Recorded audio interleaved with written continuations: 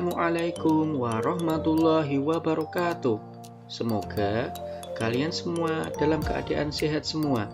Saya Arif Juang Nugraha, JGP Angkatan 9 Kabupaten Demak, akan memaparkan koneksi antar materi, kesimpulan, dan refleksi modul 1.1a.8. Salam dan bahagia. Pada kesempatan kali ini kita mulai dari pendidikan dan pengajaran, bahwa pendidikan dan pengajaran merupakan dua hal yang berbeda. Bahwa pengajaran adalah proses pendidikan dalam memberi ilmu untuk kecakapan hidup anak secara lahir dan batin. Sedangkan pendidikan adalah menuntun atau memberi tuntunan terhadap segala kekuatan kodrat, yaitu kodrat alam dan kodrat zaman yang dimiliki anak agar ia mencapai keselamatan dan kebahagiaan yang setinggi-tingginya, baik sebagai manusia maupun sebagai anggota masyarakat. Pendidikan menciptakan ruang bagi murid untuk bertumbuh secara utuh agar mampu memuliakan dirinya dan orang lain serta menjadi pribadi yang mandiri.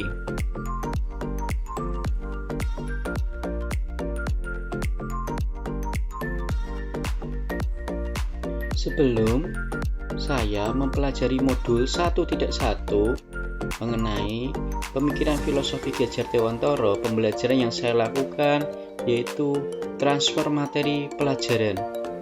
Kemudian memprioritaskan ketuntasan pencapaian kognitifnya.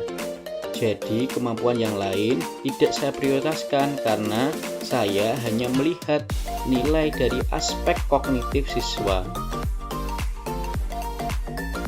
Saya beropini bahwa pembelajaran dianggap sudah berhasil jika murid sudah mencapai KKM.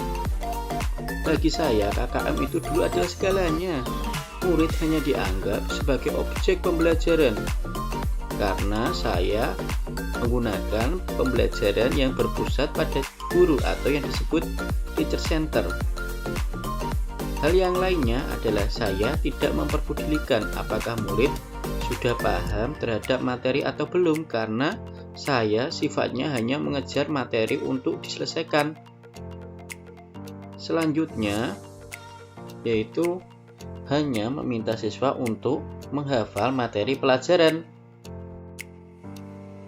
Akibatnya, karena saya sering meminta siswa untuk menghafal materi, saya sering mengeluh ketika banyak murid yang tidak tuntas setelah melakukan evaluasi karena pembelajaran saya tidak membuat siswa untuk aktif. Apa yang berubah dari pemikiran atau perilaku setelah mempelajari modul 1.1? Banyak hal yang berubah setelah saya mempelajari pemikiran Gadjar Dewantara. Saya menyadari bahwa apa yang saya pikirkan dan saya lakukan selama ini tidak tepat dan harus segera melaksanakan perubahan. Saya melakukan perubahan yang pertama yaitu guru memfasilitasi pembelajaran untuk mendukung berkembangnya kemampuan siswa secara menyeluruh. Saya sekarang beranggapan bahwa kemampuan psikomotor, afektif, dan kognitif merupakan hal-hal yang penting. Kemudian murid sekarang diperlakukan sebagai subjek pembelajaran. Murid dianggap merdeka, bisa aktif dalam pembelajarannya. Setelah itu, saya mengajar dengan memperhatikan kodrat zaman. Saya mengajar dengan menggunakan teknologi dan kemampuan-kemampuan yang dibutuhkan untuk abad 21. Guru harus ikhlas, sabar, dan tulus hati dalam membimbing siswa karena karakteristik murid yang unik dan berbeda-beda. Hal ini diperlukan guru yang sabar dan tulus dalam membimbing siswa untuk mencapai keselamatan setinggi-tingginya. Kemudian memberi kesempatan murid untuk tumbuh sesuai kodratnya. Apa yang dapat segera saya terapkan lebih baik agar kelas saya mencerminkan pemikiran KHD. Yang dapat segera saya lakukan yaitu 1. Merancang pembelajaran yang interaktif dan menyenangkan dengan melibatkan murid sebagai pusat pembelajaran atau yang terkenal student center. Kemudian menerapkan pembelajaran abad 21 yang meliputi berpikir kritis, komunikasi, dan kolaborasi karena kemampuan ini merupakan kemampuan yang dibutuhkan untuk menghadapi tantangan zaman di abad 21. Kita tahu sendiri bahwa Gadjah Dewantara dalam mendidik anak harus memperhatikan kodrat zaman. Kemudian pembelajaran tidak lagi menuntut tetapi menuntun.